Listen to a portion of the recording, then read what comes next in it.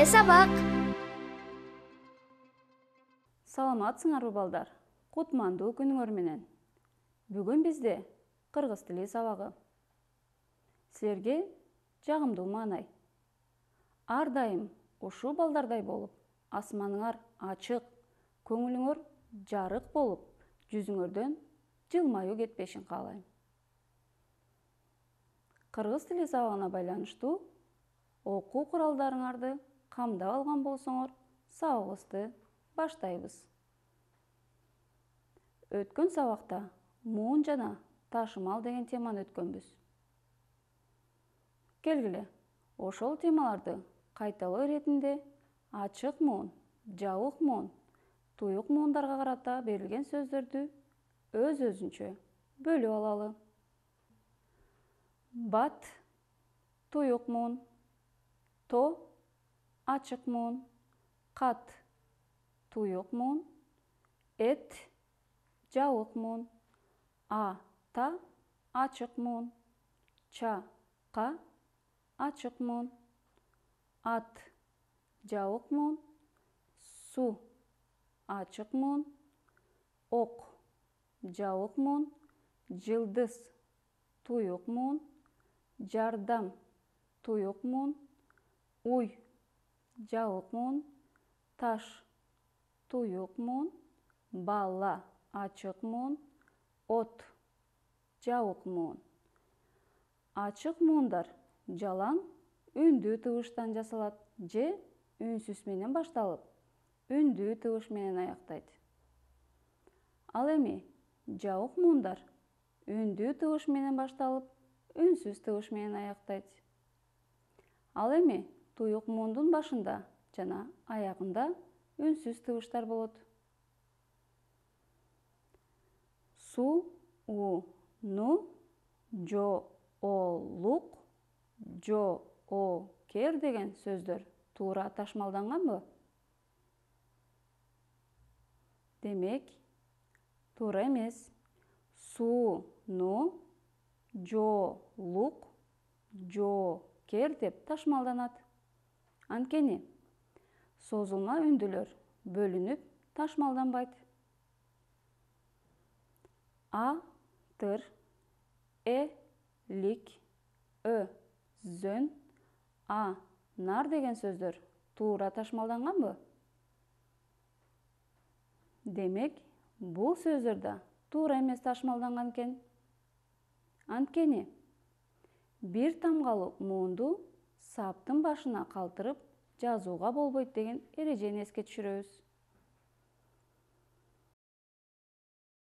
Ал эми ат, ар, ап, ак, ка, са деген сөздөр туура ташмалданганбы? Туура эмес. Ат, тар, ап, пак, касса болуп ташмалданышы керек. Анткени катар келген окшош үнсүздөр бири-биринен ажырап ташмалданат. Ал эми кон, ки, под, эст, пал, то деп ташмалданганы туурабы? Жок, туура эмес. Анткени сөз ичиндеги ичкертүү жана ажыратуу белгилери мурдагы муунга кошулуп ташмалданат. Ошондуктан конь, ки, под, ест, паль, то деп ташмалданып жазылат. Бул жерден эмнелерди көрүп турасыңар? Демек, бул алчанын, баканын, көпөлөктүн, китептин сүрөттөрүн көрүп турасыңар. Эгерде ушул сүрөттөргө лар, төр, тер мүчөлөрүн улап койсок, кандай сөздөр пайда болот? Алчага лар мүчөсүн улап койсок, алчалар болот. Бакага лар мүчөсүн уласак, бакалар. Көпөлөккө төр мүчөсүн уласак, көпөлөктөр болот. Китепке тер мүчөсүн уласак, китептер болот. Балдар, алчалар, бакалар, көпөлөктөр, китептер деген сөздөр эмнелерден түзүлдү? Демек балдар, биз бүгүн сөздүн түзүлүшү эмнелерден турарын бышыктайсыңар жана сүйлөмдөгү сөздөрдүн түзүлүшүн талдап салыштырасыңар. Биз оюбузду сүйлөп билдиребиз. Бирок оюбузду билдирүү үчүн эмнелерди колдонобуз? Демек, оюбузду билдирүү үчүн сөздөрдү колдонобуз. Ал эми сөздөр эмнелерден түзүлөт? Сөздөр бир же бир нече тыбыштан жасаларын жана ар бир сөздүн мааниси болорун билебиз. Мисалы, деген сөздүн мааниси үйдүн ээси. Жыландын уусу. Калпак эркектердин баш кийими. Элечек аялдардын баш кийими. Ал эми бешик бөбөк уктоочу жай дегендей ар бир сөздүн маанилери ар түрдүү болот. Ал эми бул сөздөрдү көптүк түргө айлантуу үчүн эмнелер кошулуп жазылат деп ойлойсуңар? Ооба балдар, мисалы, калпак деген сөздү көптүк түрдө айтуу үчүн тар мүчөсү уланат. Ошондуктан калпактар болот. Элечек деген сөзгө тер мүчөсүн уласак, элечектер болот. Ал эми бешик деген сөзгө тер мүчөсүн уласак, бешиктер болот. Демек, сөз эки бөлүктөн түзүлөт жана алар уңгу жана мүчө деп аталат экен. Мисалы, ат уңгусуна тар мүчөсүн уланса, аттар болот. Китеп уңгусу тер мүчөсү китептер болот. Жылдыз уңгусу дар мүчөсү жылдыздар. Жаныбар уңгусу лар мүчөсү уланса, жаныбарлар болуп, бул сөздүн дагы уңгу мүчөгө ажыратып талдап алдык.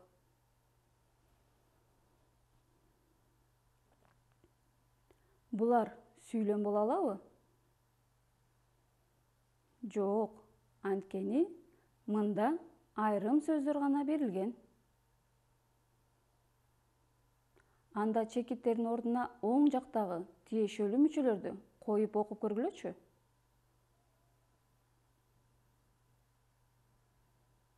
Эмне түзүлдү? Ооба балдар, оң жактагы мүчөлөрдү улаганда текст түзүлдү. Келгиле эми бул саптарды чогуу окуп көрөлү. Туптун уктоонун абасы, башкача баркыдабасы, таңкы жел аймап өткөндө тазарат адам баласы.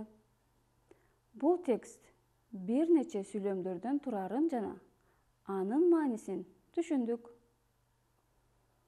Дагы бир мисал менен сөздөрдүн уңгусу менен мүчөлөрүнүн айырмасы, байланыштарын жана алардын кызматтарын байкадык.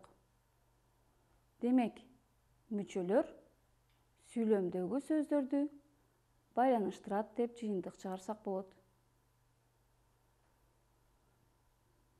Бул гүлдүн аты кандай эле?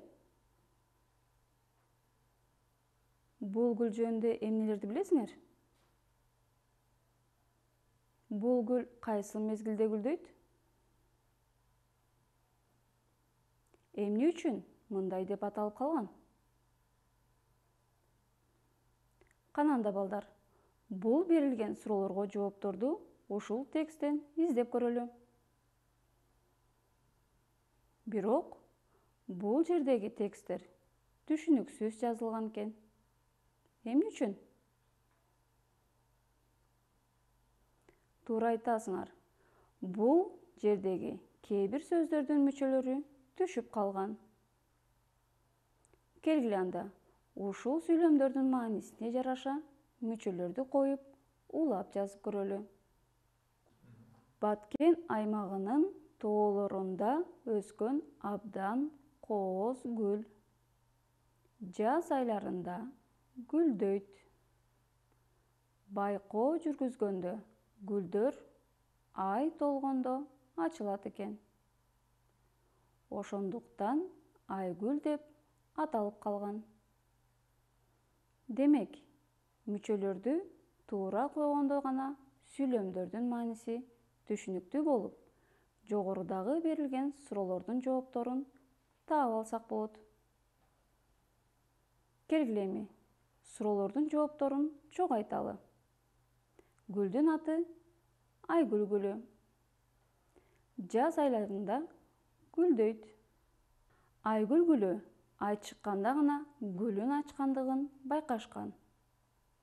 Ошондуктан айгүл гүлү деп аталып калган. Айгүл гүлү боюнча да билимибизди бышыктап алгандан кийин кийинки тапшырмага өтөлү. Мында муундук таблица берилген. Бул таблицадан боз үйдүн жабдыктарын таап коюшубуз керек. Биринчи бакан деген сөздү таптык. Андан кийин түндүк деген сөздү, кереге, уук, босого деген сөздөрдү таптык.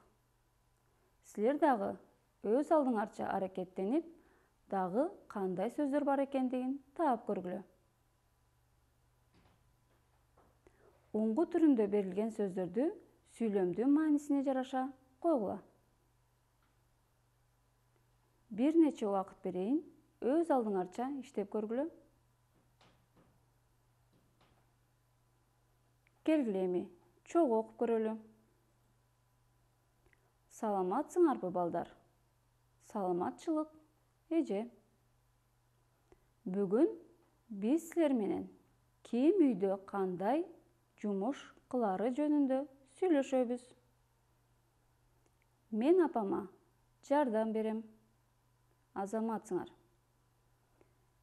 Кийинки мүчөлөрдү сүйлөмдүн маанисине жараша туура улап койгула. Бир нече убакыт берейин, өз алдыңарча иштеп көргүлө. Келгиле эми чогуу окуп көрөлү. Мен мектептен келгенден кийин кийимимди алмаштырып, жуунуп, тамак ичип, андан кийин идишимди жууймун жана үйдү шыпырамын. Эң жакшы, азаматсыңар. Кана балдар, бүгүнкү сабактан эмнелерди билдиңер? Демек, сөз эки бөлүктөн түзүлөрүн, алар уңгу жана мүчө деп аталарын билдик. Сөз уңгу мүчөдөн түзүлөрүн жана алардын эрежелерин кайталадык. Мүчөлөр сүйлөмдөгү сөздөрдү байланыштыра тургандыгын бышыктадык. Мына балдар, бүгүнкү сабагыбызды сөздүн түзүлүшүнө карата эрежелерди бышыктап, салыштырып, талдап, айырмалап билдиңер. Анда эмесе балдар, бүгүнкү сабак баардыгыңар үчүн түшүнүктүү жана кызыктуу болду деген ойдомун. Көңүл бурганыңарга чоң рахмат. Кийинки сабакта көрүшкөнчө сак саламатта болгула.